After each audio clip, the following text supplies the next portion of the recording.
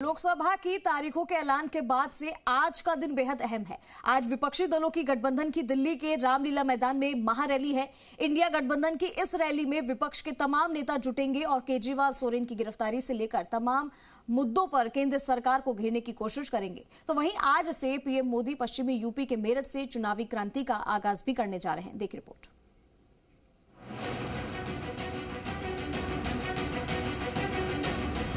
दिल्ली में सजेगा इंडिया गठबंधन का दरबार। मेरठ से पीएम मोदी करेंगे चुनावी क्रांति। 24 की फाइट के लिए आज शक्ति प्रदर्शन। सवाल वही, चुनाव में मोदी वर्सेस कौन। लोकसभा चुनाव से पहले दिल्ली में इंडिया गठबंधन आज शक्ति प्रदर्शन करेगा। इंडिया गठबंधन का यह शक्ति और विरोध प्रदर्शन दिल्ली के मुख्यमंत्री अरविंद केजरीवाल की आबकारी मामले में ईडी की गिरफ्तारी के विरोध में आयोजित हो रही है, जहां विपक्षी गठबंधन अपनी ताकत दिखाएगा। कांग्रेस अध्यक्ष मल्लिकार्जुन खड़गे, कांग्रेस सांसद राहुल गांधी, शिवसेना यूबीटी से उद्धव ठाकरे, एनसीपी शरद गुट से शरद पवार, आरजेडी नेता तेजस्वी यादव, समाजवादी पार्टी के अध्यक्ष अखिलेश यादव, झारखंड सीएम चंपाई सोरेन, झारखंड के पूर्व मुख्यमंत्री हेमंत सोरेन की पत्नी कल्पना सोरेन और नेशनल कॉन्फ्रेंस के नेता फारूक अब्दुल्ला समेत विपक्ष के कई बड़े नेता शामिल होंगे। इसके अलावा दिल्ली सीएम अरविंद केजरीवाल की पत्नी सुनीता केजरीवाल भी रैली में शामिल होंगी। इंडिया गठबंधन ने इस महारैली के लिए तानाशाही हटाओ, लोकतंत्र बचाओ का नारा दिया है। अरविंद केजरीवाल जी की गिरफ्तारी के बाद जिस तरह से देश भर में लोकतंत्र की हत्या की जा रही है, अपोजिशन को खत्म करने की कोशिश हो रही है, एजेंसियों का दुरुपयोग हो रहा है, एक देश में तानाशाही स्थापित करने की कोशिश हो रही है। इसलिए इंडिया अलायंस के बैनर तले जो ये रैली होने जा रही है, इसका जो मुख्य नारा है वो है तानाशाही हटाओ, लोकतंत्र बचाओ। हेमंत सोरेन की पत्नी कल्पना सोरेन भी दिल्ली में ही हैं और रैली से पहले कल्पना ने केजरीवाल की पत्नी से मुलाकात की और मुलाकात के बाद घर से बाहर निकलते ही कल्पना सोरेन ने कहा कि झारखंड में भी 2 महीने पहले ऐसी ही घटना हुई थी जो दिल्ली में हुई है।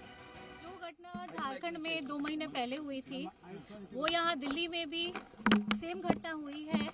मेरे पति हेमंत जी को भी जेल भेजा गया, आज यहाँ पे अरविंद सर को भी यहाँ पे जेल भेजा गया है। तो जो स्थिति हमारी झारखंड में है वही अब यहाँ दिल्ली में भी हो गई है। तो मैं सुनीता मैम से मिलने आई थी, उनका दुख दर्द बांटने आई थी, तो उन्होंने भी अपने व्यथा सुनाई और हम लोगों ने यही मिलकर प्रण किया है कि अब इस लड़ाई को हम लोगों को बहुत दूर तक लेके जाना है। तो वहीं कांग्रेस का मानना है कि इस रैली में सिर्फ मुख्यमंत्री अरविंद केजरीवाल की गिरफ्तारी का मुद्दा ही नहीं बल्कि कई और अहम मुद्दे हैं जिन पर रैली में चर्चा की जाएगी। जिन मुद्दों पर चर्चा की जाएगी उनमें महंगाई, बेरोजगारी और ध्रुवीकरण शामिल है। इसके साथ ही विपक्ष आज की रैली में विपक्षी दलों के नेताओं की गिरफ्तारी और नोटिस पर भी चर्चा करेगी और सरकार को घेरेगी। रामलीला मैदान में सभी पार्टियां मौजूद होंगी और लोकतंत्र बचाओ, संविधान बचाओ नारा को लेकर एक महारैली का आयोजन किया गया है। तो एकजुटता है, हम एकजुट हैं और रोज कुछ ना कुछ हम देख रहे हैं। झारखंड के मुख्यमंत्री गिरफ्तार हैं, दिल्ली के मुख्यमंत्री गिरफ्तार हैं, हमारे कर्नाटक के नेता के खिलाफ जांच एजेंसियां पड़ी हुई हैं। वो ऐसा राजनीति मैंने कभी नहीं देखा है। बिहार के पूर्व डिप्टी सीएम तेजस्वी यादव भी इस रैली में शामिल होंगे। तेजस्वी यादव ने रैली को लेकर कहा कि रैली में सभी विपक्षी दल मिलकर मोदी को सत्ता से हटाने का प्रण लेंगे। जो दूसरे दल में था तब तक भ्रष्टाचारी था, भाजपा में आया तो उनका दाग जो है एकदम साफ हो गया, क्लीन चिट मिल जाता है। तो ये तो खुलकर के हो रहा है। अब ये जनता को तय करना है कि ये साफ दिख रहा है कि किस प्रकार से एक प्रोपेगेंडा जो है और तानाशाही देश में चल रही है जिसको इन लोगों को लड़के हटाना है। विपक्ष की रैली को लेकर केंद्रीय मंत्री हरदीप पुरी ने तंज कसा है। उन्होंने कहा कि ये रैली वहीं पर हो रही है जहां पर केजरीवाल अन्ना हजारे के साथ भ्रष्टाचार के खिलाफ अनशन पर बैठे थे और केजरीवाल कहते थे दिल्ली में हम शराब के खिलाफ हैं और आज शराब घोटाले में खुद अंदर हैं। दिल्ली में वही केजरीवाल जी जो जब अन्ना हजारे जी के साथ बैठते थे कहते थे कि हम तो शराब के बिल्कुल खिलाफ हैं। ठीक है, सिर्फ ये शराब के पक्ष में नहीं हो गए, इन्होंने इतना बड़ा एक शराब का घोटाला किया दिल्ली में। इनकी पोजीशन देखिए, भ्रष्टाचार के ये खिलाफ थे और खुद भ्रष्टाचार में पड़ गए, शराब के ये खिलाफ थे और खूब इन्होंने शराब का घोटाला किया। दूसरी ओर प्रधानमंत्री नरेंद्र मोदी पश्चिमी यूपी की रणभूमि से चुनावी शंखनाद करने जा रहे हैं।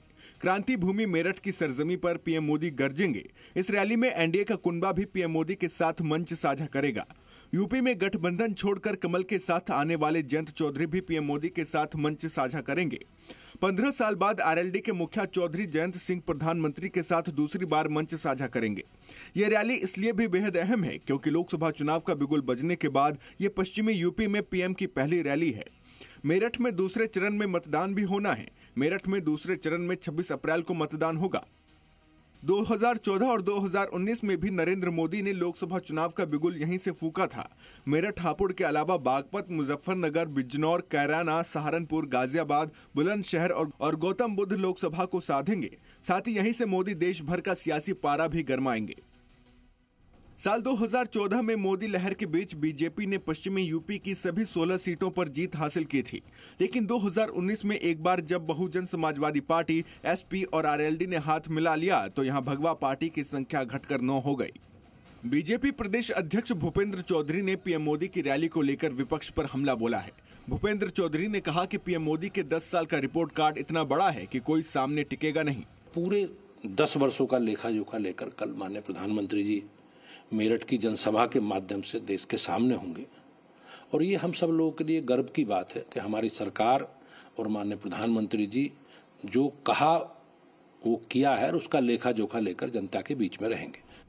रैली की व्यवस्था एसपीजी ने संभाल ली है। चप्पे चप्पे पर पुलिस और अर्धसैनिक बल के जवान तैनात किए गए हैं। एडीजी सुरक्षा, एडीजी मेरठ जोन सुरक्षा की मॉनिटरिंग कर रहे हैं। रैली स्थल पर 1500 से ज्यादा पुलिसकर्मियों को तैनात किया गया है। बीजेपी ने भी किसी भी सत्ता विरोधी लहर को रोकने के लिए पश्चिमी यूपी में अपने कुछ मौजूदा सांसदों को हटा दिया है और नए चेहरे, जिसमें रामायण सीरियल में राम का किरदार निभाने वाले अरुण गोविल को टिकट दिया है। अब देखना होगा जनता क्या इन चेहरों पर भरोसा करके एक बार फिर से 2014 वाला इतिहास दोहराती है या फिर बीजेपी के खिलाफ मतदान करती है।